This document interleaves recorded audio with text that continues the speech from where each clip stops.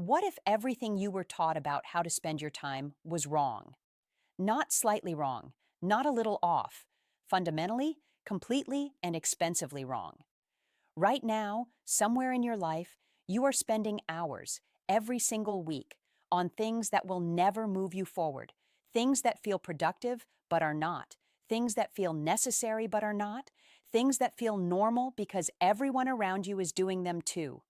And the cost of that is not just wasted hours. The cost is wasted years, wasted decades, a life that arrives at its final chapter and asks the most painful question a human being can face: what could I have become if I had used my time differently? I am going to answer that question for you today, right now. In the next 25 minutes, I am going to give you everything I wish someone had told me 20 years ago: the principles, the systems, the exact mindset shifts that will save you 2 decades of going in circles. Do not skip ahead. Do not check your phone. Give me this time, and I will give you the rest of your life back. I want to be honest with you about something before we begin. Everything I am about to share comes from failure first.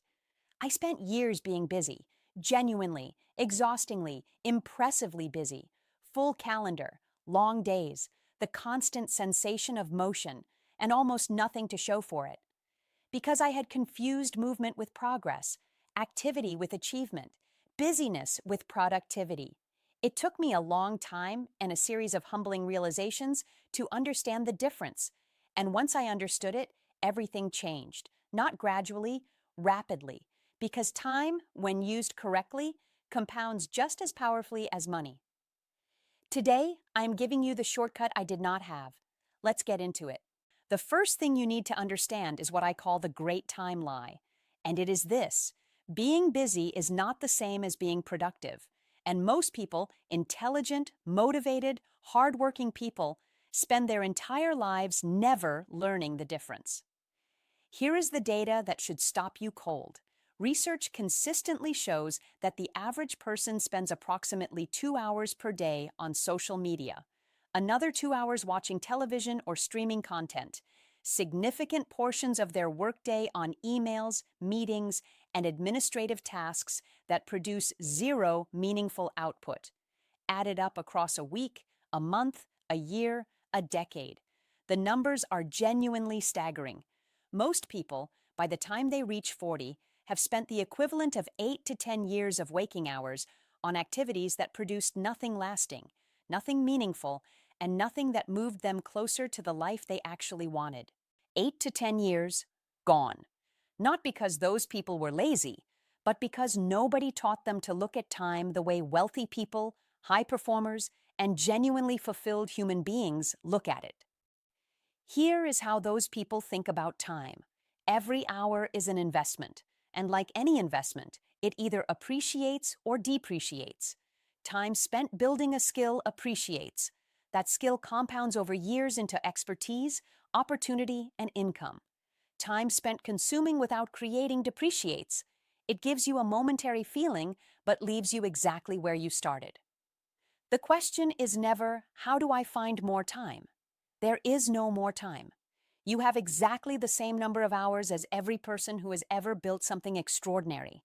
The question is, what are you doing with the hours you already have?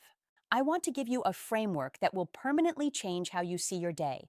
I call it the 4 categories of time, and once you see it, you cannot unsee it. Category 1 is generative time. This is time spent on activities that directly build your future. Learning a high-value skill, working on your most important project, building relationships that matter, creating something of value. This is the rarest category for most people, and it is the only one that makes your future better. Category 2 is maintenance time. This is time spent on things that keep your life running: cooking, cleaning, errands, basic exercise, necessary communication. This time is not wasted. It is required, but it should be minimized, systematized, and never allowed to crowd out Category 1. Category 3 is recovery time. This is genuine rest, sleep, real relaxation that restores your energy and focus. This time is not optional. It is the fuel for Category 1. The mistake most people make is substituting Category 4 for Category 3 and calling it rest. Category 4 is consuming time. Social media, passive television, aimless internet browsing, conversations that go nowhere. This is the category that silently steals your life. It feels like rest. It masquerades as leisure. But it does not restore you. It depletes you. It takes your hours and gives you back nothing except the vague anxiety of time passing without purpose. Now, here is the exercise I want you to do. Not tomorrow, right now in your mind. Think about your last 7 days. Honestly assign every significant block of time to one of these 4 categories. For most people, the result is deeply uncomfortable. Category 4 is enormous. Category 1 is almost invisible. And the gap between those two numbers is the gap between the life you are living and the life you are capable of living. The reason most people waste 20 years without realizing it is because the decisions that waste time are small. They do not feel significant in the moment. 30 minutes of scrolling, 1 hour of television, a meeting that could have been an email, a conversation that circles without arriving anywhere. None of these feel like life-altering choices, but they are, because time operates on compound interest, exactly like money, and compound interest works in both directions. Here is the math that will change how you see every small decision. If you spend 1 hour per day, just 1 hour, on deliberate skill building, by the end of 1 year, you will have invested 365 hours into becoming better at something. That is equivalent to 9 full-time work weeks. In 3 years, that is over 1,000 hours of deliberate practice in a chosen area. Research on expertise consistently shows that 1,000 hours of deliberate, focused practice produces a level of competence that most people never reach in their entire careers. Now, reverse the math. If you spend 2 hours per day on Category 4 activities, which is below average for most people, you are investing 730 hours per year into nothing. Over 10 years, that is 7,300 hours, the equivalent of nearly 4 years of full-time work, spent on content you will not remember, conversations that led nowhere, and digital stimulation that left you more anxious than when you started. This is not about guilt. It is about awareness. Because the moment you truly understand what every hour costs, not in money, but in the future it either builds or prevents, you start making different choices automatically. Now let me give you the 5 specific time thieves that are responsible for the majority of wasted time in most people's lives. These are the patterns that, once identified and eliminated, immediately free up hours every single week. Time thief number 1, reactive morning routines. The first 30 to 60 minutes of your day set the neurological tone for everything that follows. When you begin your morning by immediately checking your phone, scrolling notifications, reading news, responding to messages, you are immediately placing your brain in reactive mode. You are spending your most neurologically powerful hours responding to other people's priorities instead of advancing your own. The fix: protect your morning. Give the first hour of your day to yourself before you give it to anyone else. Time thief number 2, unstructured work time. Most people sit down to work without a clear, specific intention for what they will accomplish in the next focused block of time.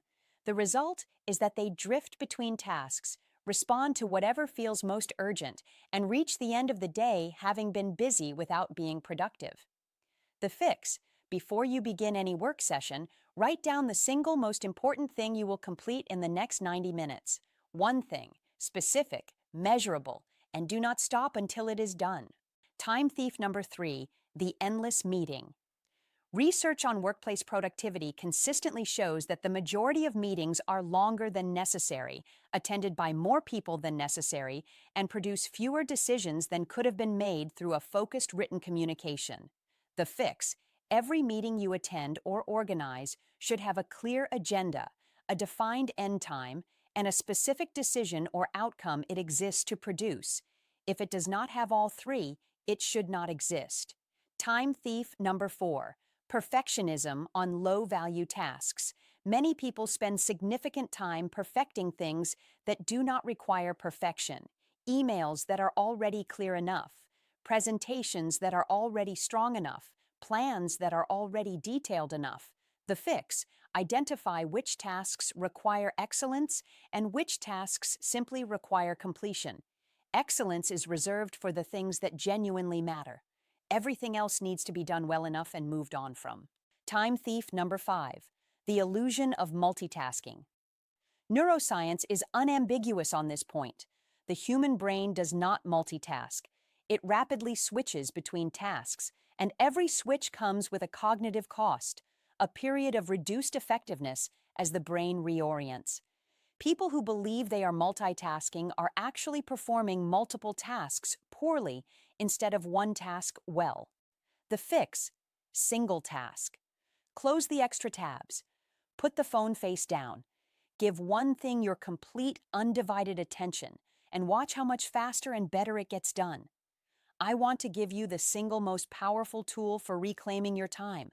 It costs nothing. It requires no equipment. It can be started today. It is called the 90-minute focus block. Here is the science behind it. Research on human performance, particularly the work of performance scientist Peretz Lavie and later popularized by Tony Schwartz, shows that the human brain operates in natural cycles of approximately 90 minutes. During a focus cycle, cognitive performance is high. After the cycle, the brain naturally begins to shift toward lower frequency, more restorative activity.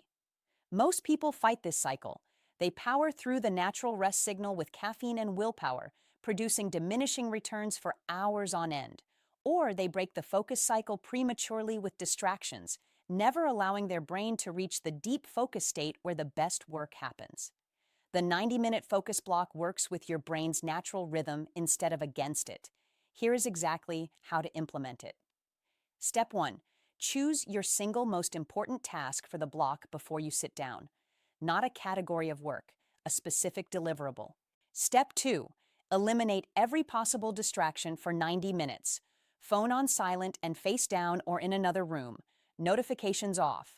Browser tabs closed except what is essential for the task. A signal to anyone who might interrupt you that you are unavailable. Step 3. Work on only that task for 90 minutes without switching. If a thought about something else arrives, write it down on a piece of paper to address later and return to the task immediately. Step 4. At the end of 90 minutes, take a genuine 20-minute break. Not a phone break, a real break. Walk, stretch, sit quietly. Let your brain consolidate what it has processed. 2 of these blocks per day, 3 hours of genuinely focused work, will produce more meaningful output than 6 to 8 hours of the fragmented, distracted, reactive work that most people call their workday. 3 hours, done with full focus, will change your professional life within 30 days of consistent practice. Part 6. The weekly review, the habit that prevents wasted months, 11 Chown to 12:30.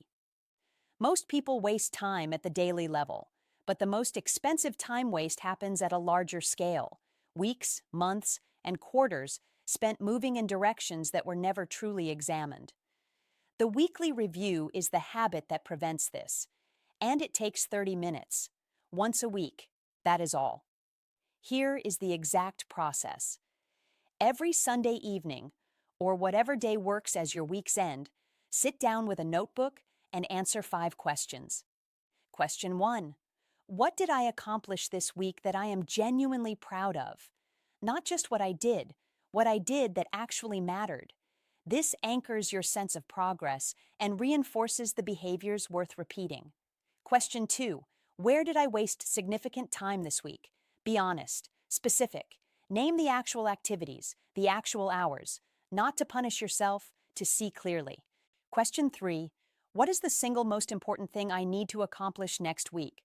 One thing, the thing that, if it gets done, makes everything else easier or less necessary. Question 4. What does my schedule next week actually look like? And does it reflect my priorities? Most people's calendars are filled with other people's priorities. The weekly review is where you reclaim your calendar before the week begins. Question 5. What do I need to stop doing, start doing, or do differently?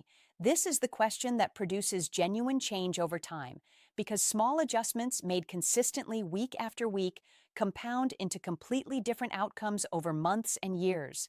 30 minutes, once a week. This single habit, practiced consistently for 6 months, will produce more clarity and more progress than most people achieve in 3 years of working without it. Everything I have shared today is practical, immediately usable. You can start today and see results within days. But I want to zoom out now, because the reason time management matters is not just productivity. It is not just efficiency. It is the life that gets built, or does not get built, over the long arc of years. Here is a question I want you to sit with seriously.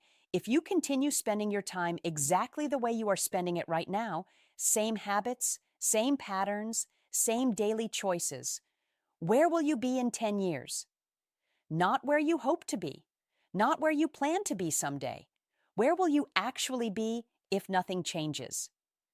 For most people, the honest answer to that question is deeply uncomfortable because the trajectory of a life is not determined by intentions. It is determined by daily behaviors repeated over time. But here is the other side of that question. If you implement even half of what I have shared today, if you protect your mornings, eliminate your primary time thieves, use 90-minute focus blocks, and review your week with honest intention, where could you be in 10 years? The answer to that question is the reason you are watching this, because somewhere in you, there is a person who knows they are capable of more, a person who senses that the gap between their current life and their potential life is not a gap of talent or luck or circumstance. It is a gap of time, specifically how it is being spent. And that gap is entirely within your power to close. Let me bring everything together. You have the same hours as every person who has ever built something extraordinary. The difference between them and where you are right now is not ability. It is not opportunity. It is not luck. It is the daily, deliberate, compounding choice of what to do with each hour. Identify which of your hours fall into category 4 and begin reclaiming them one by one. Name your 5 time thieves and start eliminating them this week. Implement the 90-minute focus block starting tomorrow morning. Do the weekly review. This Sunday, 30 minutes, 5 questions. None of this is complicated. All of it works. The only variable is whether you decide that your time, your irreplaceable, non-renewable, finite time, is worth protecting. I believe it is. I believe you are. And I believe that the next 20 years of your life can be fundamentally different from the last 20 if you start making different choices today. Not someday, today. Thank you for giving me your time. Share this with someone whose time is worth saving. And leave a comment. Which time thief is costing you the most right now? I will see you in the next one.